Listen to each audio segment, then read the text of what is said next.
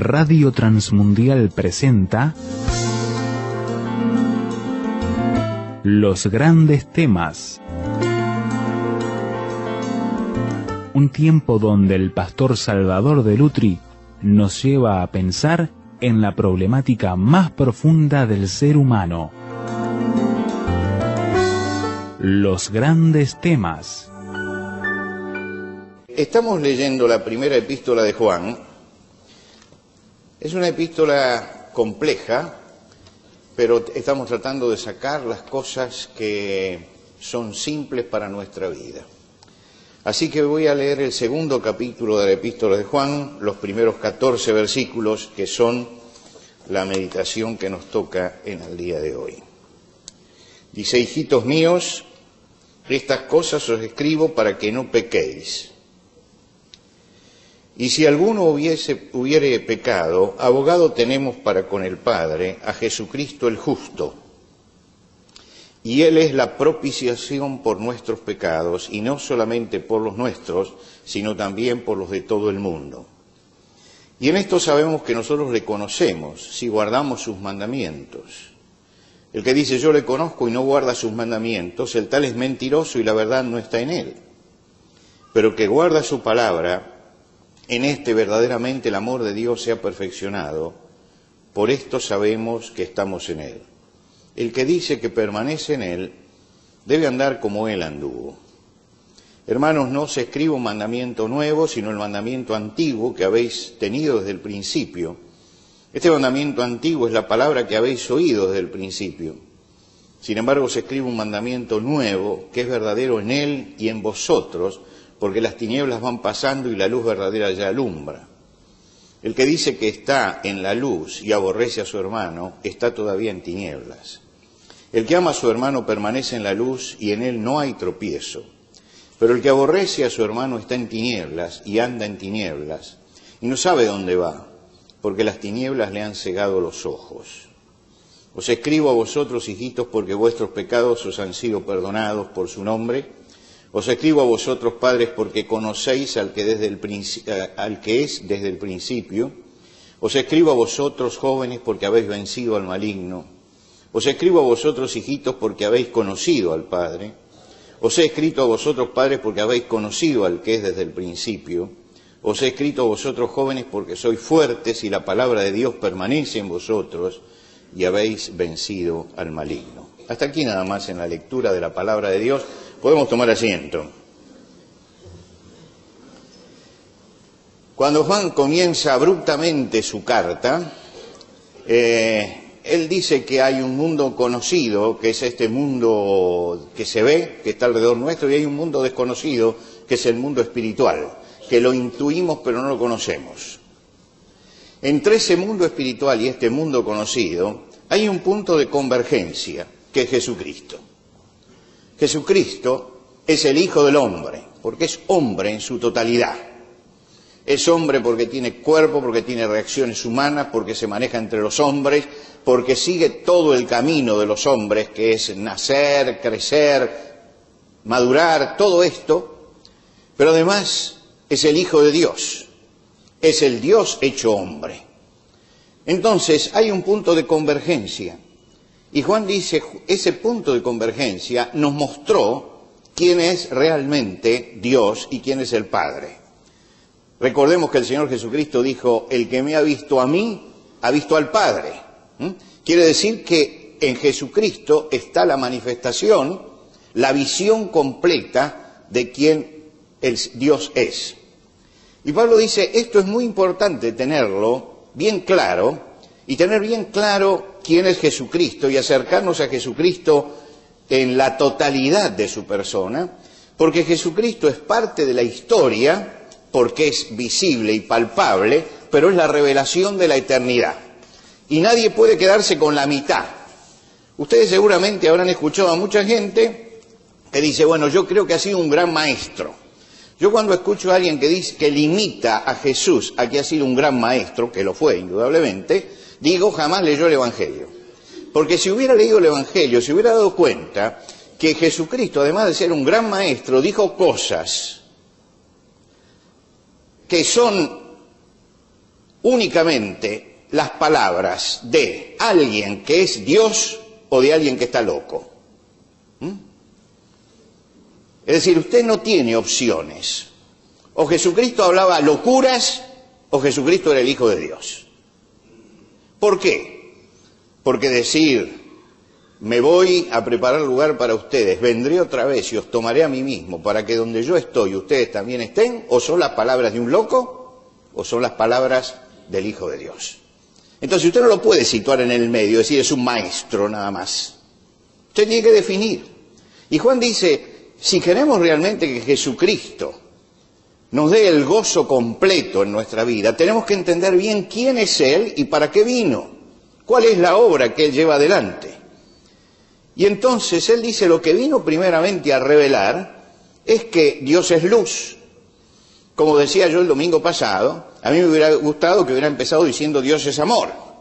Pero resulta que comienza diciendo Dios es luz, como diciendo Dios es el que revela todas las cosas, Dios es luz. Y entonces esa luz de Dios nos alumbra y al alumbrarnos la luz de Dios nos muestra también nuestras imperfecciones. Que yo cuando me acerco y estoy bajo la luz de Dios siento el peso de mi falta, de mis pecados, de mis errores, todo esto. Pero Juan dice, bueno, si alguien siente realmente esto, examine su vida espiritual porque Jesucristo vino para solucionar este problema. Es decir, no vino simplemente Jesucristo desde el cielo para decirnos que somos malos, sino vino para salvarnos de esto, para salvarnos de nuestros pecados. Y entonces le dice él a los cristianos, ninguno de nosotros es un santo absoluto. Todos los que estamos acá, muchos de nosotros hemos entregado nuestra vida a Jesucristo, somos cristianos, pero ninguno es un santo absoluto. Es decir, nosotros hemos sido pecadores absolutos, en ese sentido sí, pero santos absolutos no hay santos absolutos. Y entonces, ¿yo qué hago cuando yo siento que a pesar de ser un cristiano fallo en mi vida espiritual? Y Juan me dice, mire, si usted ha fallado en su vida espiritual y ha pecado, preséntese delante de Dios y confiese su pecado. Preséntese delante de Dios y confiese su pecado. ¿Por qué? Porque el sacrificio por el pecado, la paga por el pecado, ya la hizo Jesucristo. Entonces no hace falta que usted esté mortificándose. Mucha gente cree que cuando peca tiene que empezar a mortificarse, ¿no? Y hacer muchos sacrificios para expiar el pecado. Si usted quiere expiar su propio pecado, entonces el sacrificio de Cristo está de más. El sacrificio de Cristo es un sacrificio expiatorio. Lo único que yo tengo que hacer es ponerme de acuerdo con Dios en que esto que hice está mal.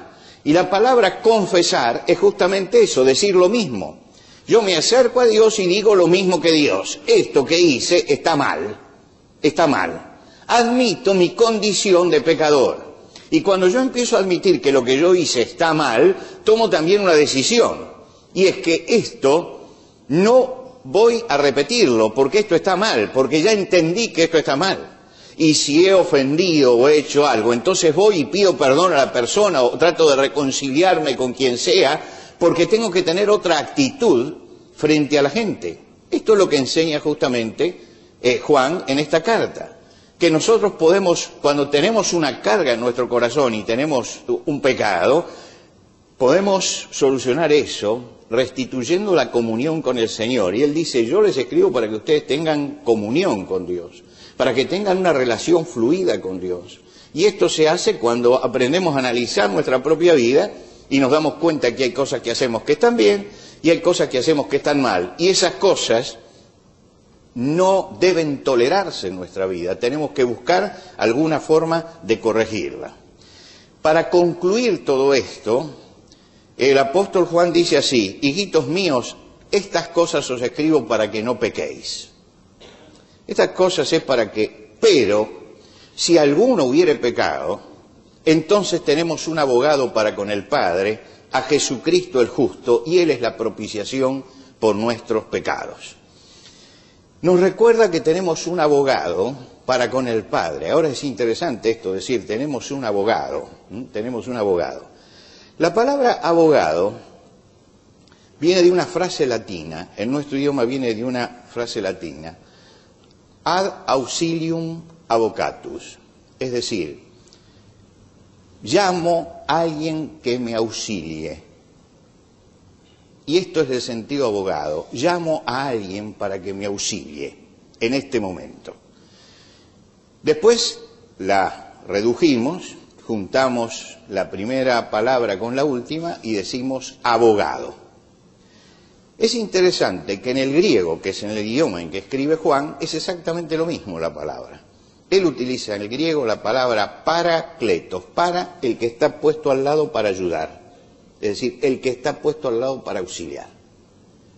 Quiere decir que acá no está hablando de Jesucristo como un leguleyo que está en el cielo diciendo, bueno, a este hay que fulminarlo, pero yo vengo acá para defenderlo. Sino que está planteando otra cosa. El término a veces nos suena dentro de lo legal, y está tan desprestigiado esto, no sé si hay algún abogado aquí, discúlpeme, pero la profesión, como tantas otras profesiones en nuestro país, se está degradando muchísimo, justamente por algunos mediáticos que aparecen allí y embarran siempre la cancha, ¿no? Entonces parecería que el abogado es simplemente un señor que trata de eludir la justicia. Pero el verdadero abogado es aquel el que busca la justicia y entiende la justicia. Y lo que está buscando es que la justicia no se exceda, que se haga justicia equilibradamente. Por eso es una de las grandes profesiones. ¿Por qué? Porque un abogado es aquel que tiene que luchar en la sociedad para que la sociedad tenga justicia. Y la sociedad y los seres humanos necesitamos justicia, porque nuestro equilibrio emocional depende también de la justicia. Por lo tanto, es una gran profesión. Qué lástima que haya gente que desvirtúe esto, como hay médicos que desvirtúan su profesión y tantos otros, ¿no es cierto? Pero es una gran profesión. Jesucristo está allí como el abogado, como el que ayuda. Quiere decir que esta palabra se utiliza para dos personas de la Trinidad. La palabra Paracleto se utiliza para el Espíritu Santo, el que nos ayuda en la tierra, y para el Señor Jesucristo, el que nos ayuda en el cielo. Quiere decir que el cristiano tiene una doble ayuda de Dios, tanto en la tierra como en el cielo. Ahora, esto no quiere decir que cada vez que nosotros pecamos en el cielo se produce la ira de Dios que quiere aniquilarnos y Jesucristo la aplaca, ¿no? Quiere decir que allí está Jesucristo. Y Jesucristo es el que se entregó por nosotros y Él es la propiciación por nuestros pecados. Esta palabra propiciación es una palabra difícil, pero es una palabra que hay que entenderla dentro del contexto en que fue dicha. Los hebreos tenían un templo con un lugar cerrado, que era el lugar santísimo, donde decían que estaba la presencia de Dios. Allí había un arca con una tapa de oro esa tapa se llamaba propiciatorio. El sacerdote hebreo, una vez al año únicamente, en el día de la expiación, confesaba todos los pecados del pueblo y entraban con sangre a aquel lugar, y era la única vez al año que podía entrar, y derramaba la sangre sobre el propiciatorio y se iba. Quiere decir, en la presencia de Dios, que era aquel lugar, está la sangre que garantiza el perdón de nuestros pecados. Cuando se habla de Jesucristo como el abogado, se está diciendo que la sangre está presente, el precio que se paga por el pecado del hombre está presente delante del Padre. Por lo tanto, Dios es el que nos ama, porque Dios de tal manera amó Dios al mundo que ha dado a su Hijo unigénito, y este amor del Padre es un amor perfecto, porque tiene siempre delante que el precio del pecado del hombre ha sido pagado por Jesucristo, ha sido pagado por Él. Juan me presenta entonces un cuadro que puede llevarme a mí a pensar, bueno, si el asunto es tan fácil, entonces puedo tomar con bastante ligereza el pecado, porque no tengo que hacer ningún sacrificio, no tengo que hacer ninguna caminata expiatoria, no tengo que golpearme el pecho, no tengo que ponerme un cilicio. Entonces, si es tan sencillo, entonces abramos la canilla y pequemos tranquilamente. Pero Juan nos muestra dos aspectos de esto que son muy interesantes. Dice, el que es verdadero cristiano es el cristiano que conoce a Dios. Y el que pretende llamarse cristiano tiene una conducta acorde con ese conocimiento. Un cristiano conoce a Dios. Y porque lo conoce, eso modifica su conducta también. Entonces, para un cristiano verdadero, el asunto del pecado no es un asunto trivial, porque realmente conoce el corazón de Dios. Y si realmente nosotros conocemos el corazón de Dios y conocemos a Dios y lo conocemos verdaderamente, nuestra vida va a cambiar. Yo conté hace un tiempo la historia de mi abuelo. Mi abuelo había llevado una vida muy desordenada, era un hombre que tenía reacciones violentas, era un hombre golpeador, pero yo lo conocí en otra etapa de su vida, cuando todo esto estaba en el pasado. Y él a veces contaba su historia. Y cuando contaba su historia, él tenía una frase, y él dice, pero cuando conocí al Señor, pasó esto. Ahora, es interesante esta frase, porque él había sido criado como cristiano, había sido bautizado como cristiano, había sido un hombre religioso, entre comillas, como puede ser un hombre religioso. Pero él decía, cuando conocí al Señor. No quiere decir que él no había escuchado nunca de Jesucristo, él había escuchado muchas veces de Jesucristo, había estado en los templos muchísimas veces, lo habían enseñado en todas esas cosas. Pero uno puede ser enseñado en muchas cosas y no conocer al Señor. ¿Qué quería decir él con esa frase? Entonces, cuando conocí al Señor, me pasó esto. ¿Qué quiere decir esto? ¿Qué significa conocer al Señor? Conocer al Señor. Los griegos antes de Jesucristo decían que podía llegarse a conocer a Dios y que podía llegar a conocerse por medio del razonamiento, como una operación matemática. ¿Vio cuando usted tiene un complejo problema matemático que pone más, menos, raíz cuadrada, y pone igual Dios? Quiere decir que ellos entendían que a través del razonamiento, a través del intelecto, se podía llegar a conocer a Dios. Y no eran solamente ellos, los racionalistas como René Descartes, por ejemplo, decía lo mismo. Y hace todo un razonamiento porque él dice, con mi mente yo puedo llegar a conocer a Dios. Ahora, uno puede llegar a conocer la existencia de Dios por medio del intelecto, pero el Dios que llega a conocer no es el Dios de la Biblia. Ahora le voy a explicar por qué. Los gentiles posteriores al cristianismo buscaban a Dios a través de la experiencia emocional. Ellos creían que realmente que usaban una música muy sensual, perfumes, incienso, liturgias complicadas, ritos de iniciación, querían lograr una conmoción espiritual. Y si ellos tenían esa conmoción espiritual, entonces habían conocido a Dios, se habían unido con la deidad. Fíjense, eran dos formas de tratar de explicar esto de conocer a Dios. Los griegos decían, conozco a Dios porque llego con el intelecto a saber que Dios existe. Estos decían, conozco a Dios porque he tenido una experiencia emocional. Y en esa experiencia emocional he comprobado que Dios está allí y me tocó. Conozco a Dios. En medio de todo esto estaban los hebreos, y los hebreos decían que conocer a Dios no es especular sobre Dios. Conocer a Dios no es tener una experiencia sensorial sobre Dios. Conocer a Dios es abrir la revelación de Dios, la palabra de Dios, donde Dios muestra su carácter y su voluntad. Por lo tanto, conocer a Dios tiene que ver con la fe, ni con el intelecto ni con las emociones, tiene que ver con la fe, ni con el intelecto ni con las emociones. Hoy existen las mismas líneas de pensamiento. Hay gente que quiere conocer a Dios por el intelecto, y hay gente que quiere conocer a Dios a través de las emociones.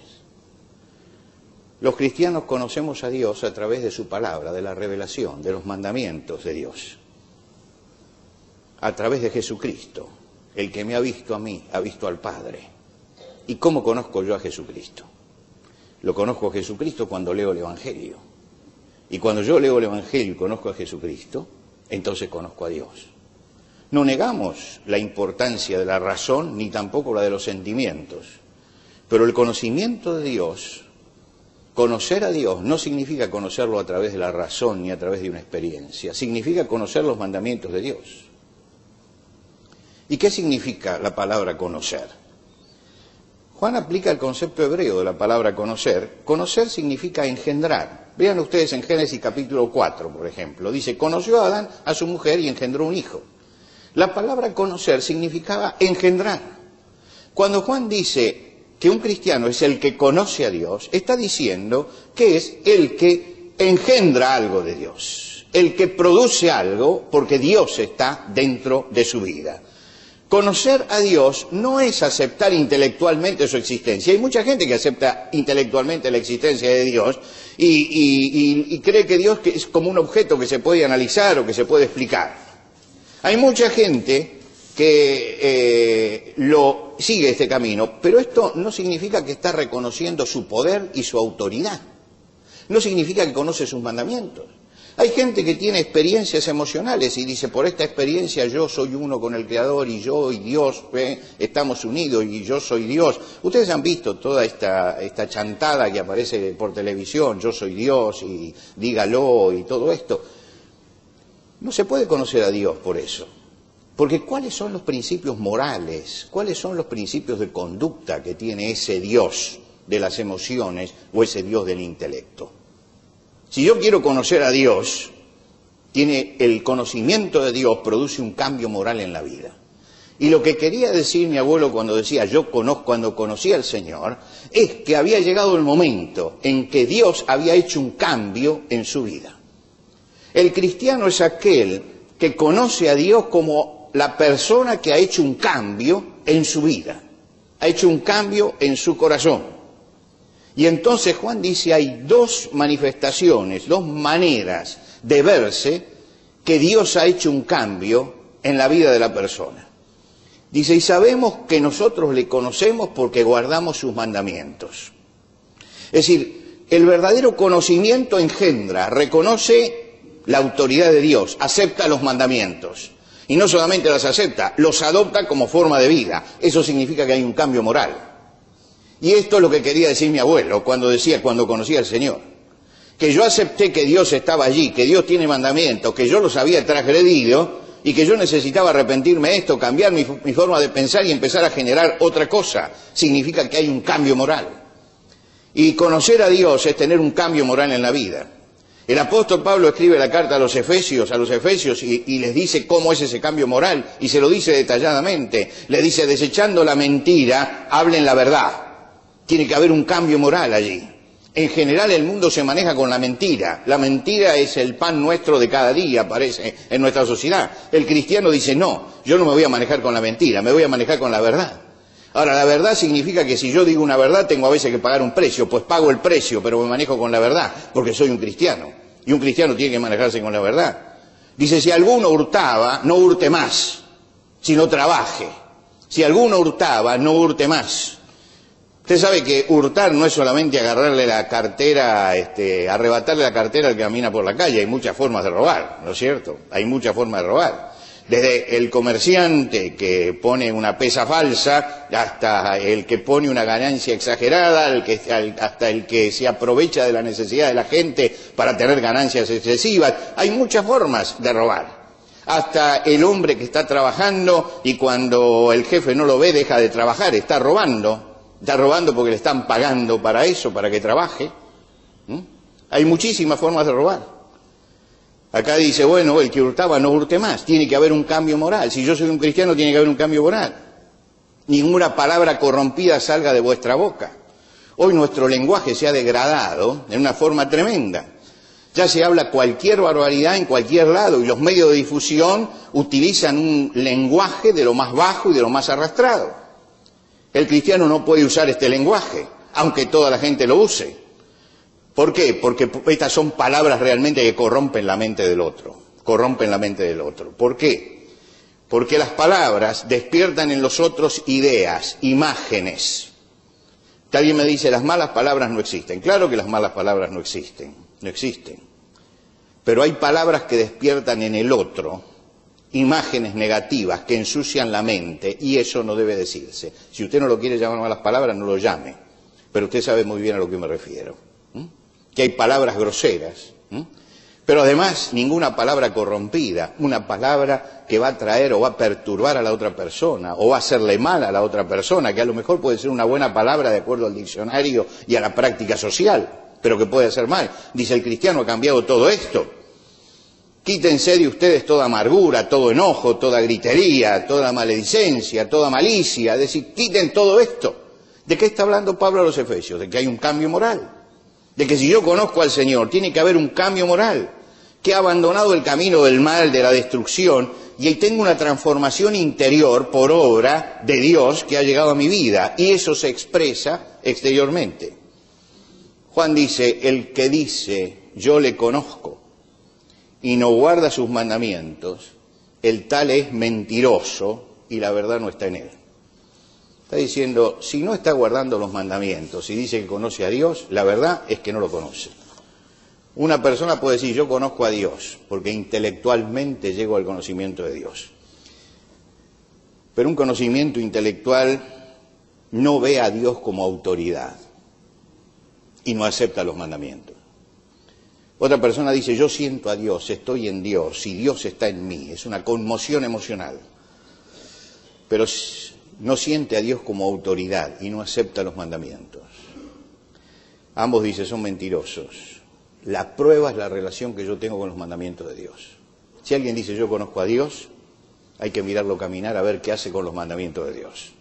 Si lo conoce, entonces va a haber un cambio moral en su vida. Y finaliza Juan con una frase que es lapidaria. Dice, el que dice que permanece en él debe andar como él anduvo. Tiene que caminar como caminó Jesús. Ahora, esto no quiere decir que tenemos que salir a hacer milagros por las calles. No, no, no. Lo que quiere decir es esto. ¿Cómo anduvo Jesús? Un día los discípulos se acercaron a Jesús y le dijeron, Maestro, come.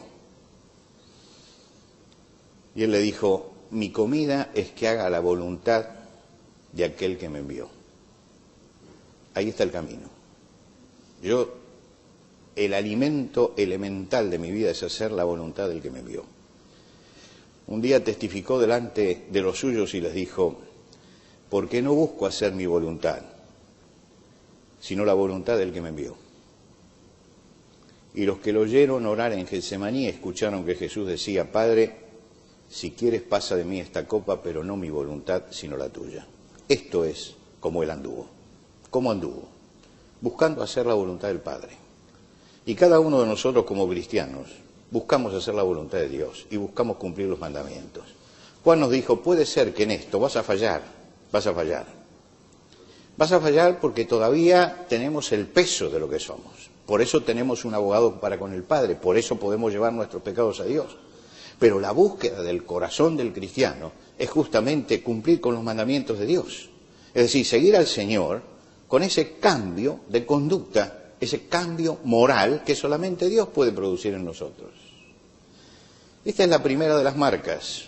La primera marca del cristiano es su deseo de cumplir los mandamientos de Dios, de vivir de acuerdo a las normas de Dios, de no vivir de acuerdo a lo que le enseña el programa de televisión de moda, el gurú que aparece todos los días, lo que dice mi vecina, lo que dice la mayoría. Sino yo tengo una línea de conducta que es la línea que me marca el Señor. En segundo lugar, dice Juan, el que conoce a Dios practica el amor. El que dice que está en luz y aborrece a su hermano está todavía en tinieblas. El que ama a su hermano permanece en la luz y en él no hay tropiezo, pero el que aborrece a su hermano está en tinieblas y anda en tinieblas y no sabe a dónde va porque las tinieblas le han cegado los ojos. Ahora, ¿cómo es esto de amar? Todos los teleteatros hablan de amor, de amores contrariados, de amores románticos. Ahora hay un resurgimiento del amor romántico en la novelística, y hay una cantidad de novelas románticas, nuevamente como las de Corín Tellado, pero más caras. Es decir, hay una sensación de amor romántico y cada vez que se habla de amor parecería que caemos en el romanticismo. Juan utiliza la palabra ágape, es el amor práctico, es el amor práctico. Es una actitud de bondad para con el prójimo, una actitud de bondad para con el prójimo, una voluntad dispuesta a brindarse al otro. El ejemplo más acabado lo dio Jesús en la parábola del samaritano. El samaritano ve allí a alguien que está caído. Ese hombre que está caído no comparte ni su fe ni su raza. Nada comparte. Además es su enemigo. Ni fe, ni raza, ni amistad. No comparte ninguna de las tres cosas, pero es un hombre necesitado. ¿Y por qué es un hombre necesitado? Que no me va a poder devolver nada, pero necesita. Se acerca y lo levanta.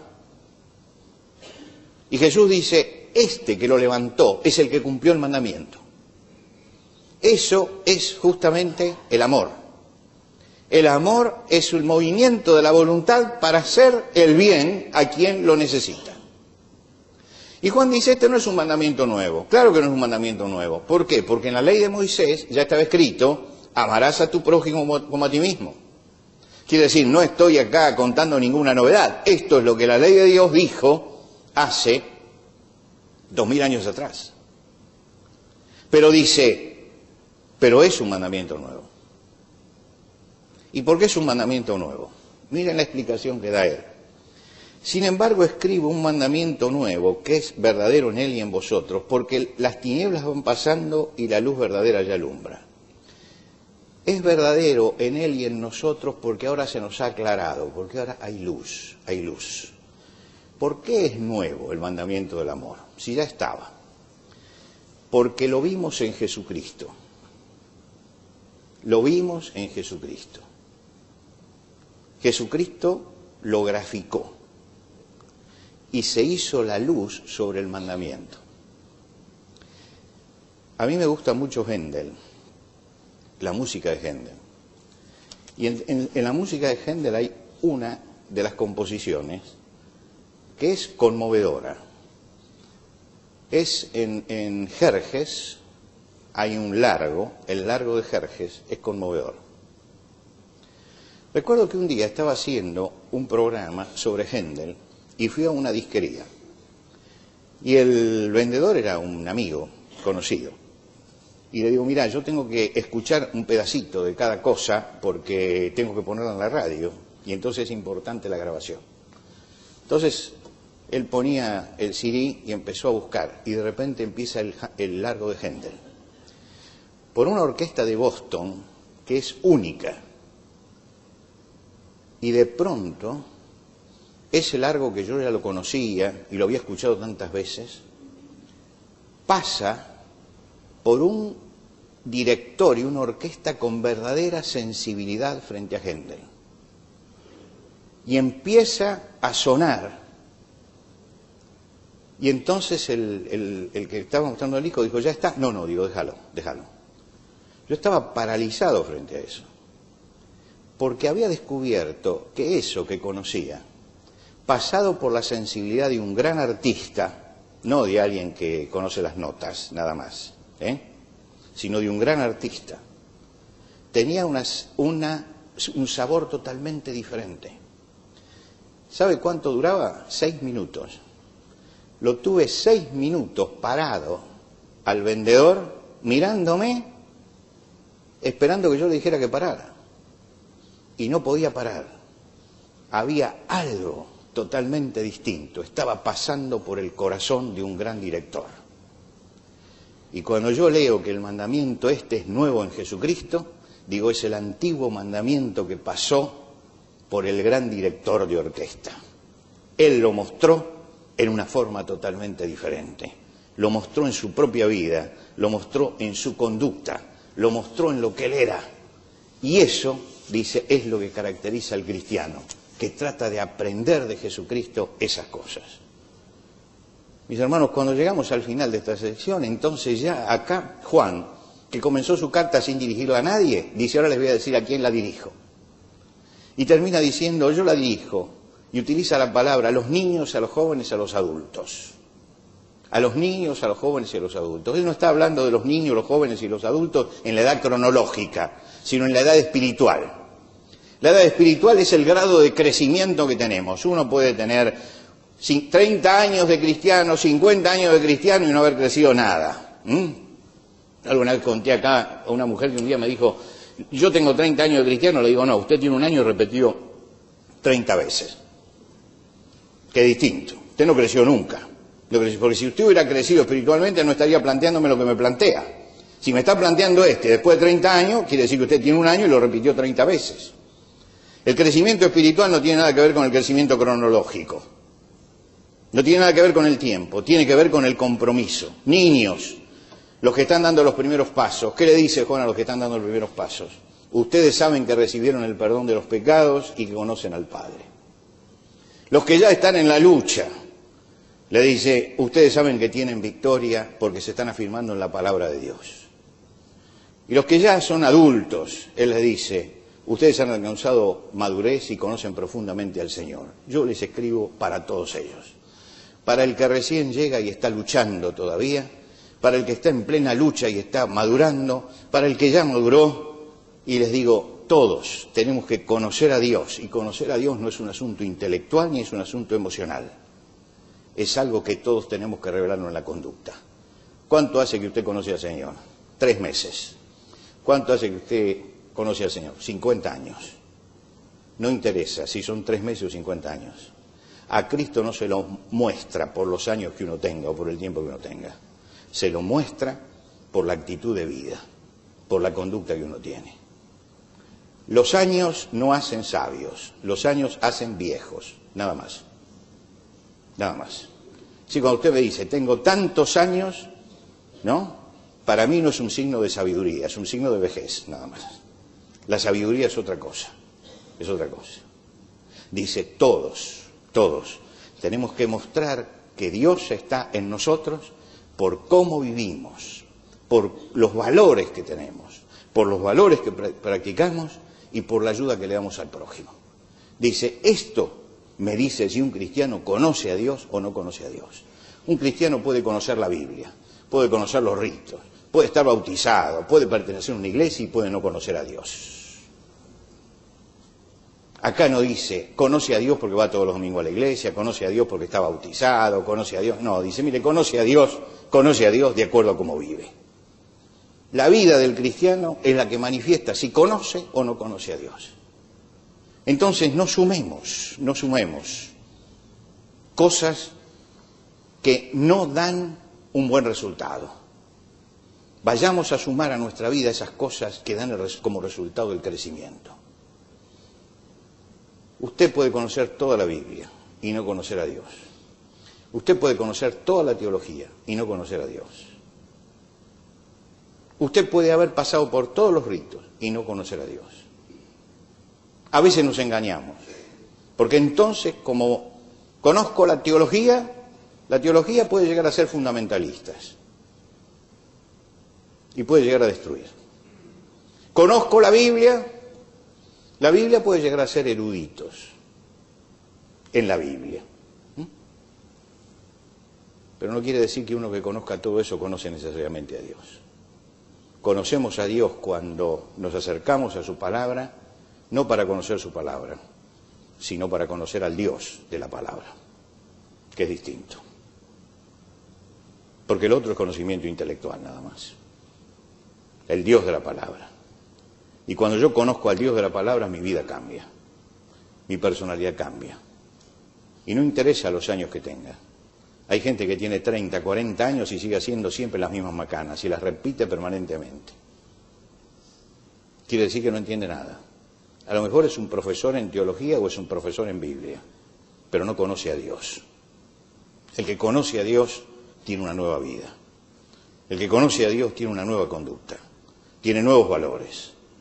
Así como dijimos al principio, el movimiento se muestra andando, el conocimiento de Dios se muestra en la vida. No en la sabiduría o el conocimiento, se muestra en la vida. Y de acuerdo a cómo la persona anda,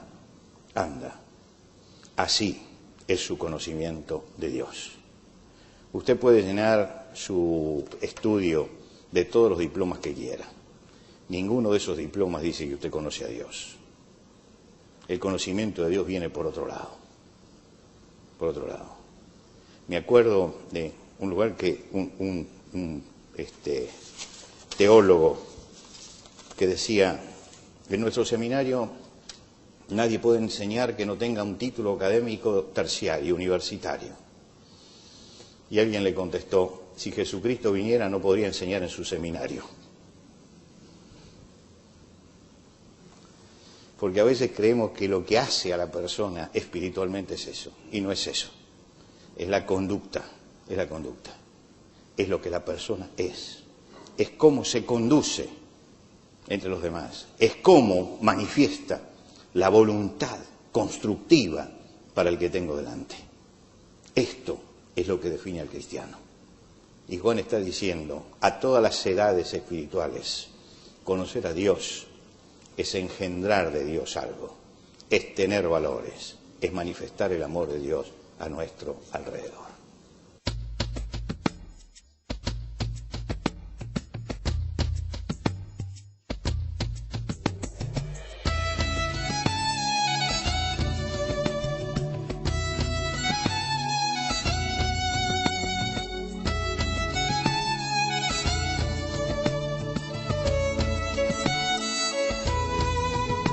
Antes de finalizar los grandes temas del día de hoy, les queremos dar los canales de comunicación donde usted puede entrar en contacto con el pastor Salvador de Lutri. Por carta, hágalo a Los Grandes Temas, casilla de correo 5051, Montevideo, Uruguay. Los Grandes Temas, casilla de correo 5051, Montevideo, Uruguay. Y el correo electrónico losgrandestemas@transmundial.org, losgrandestemas@transmundial.org. Nos encantaría escuchar de usted, saber cuáles son sus comentarios, preguntas, reacciones e inquietudes sobre el tema de hoy. Por ahora nos despedimos hasta otro espacio de Los Grandes Temas, una producción de Radio Transmundial.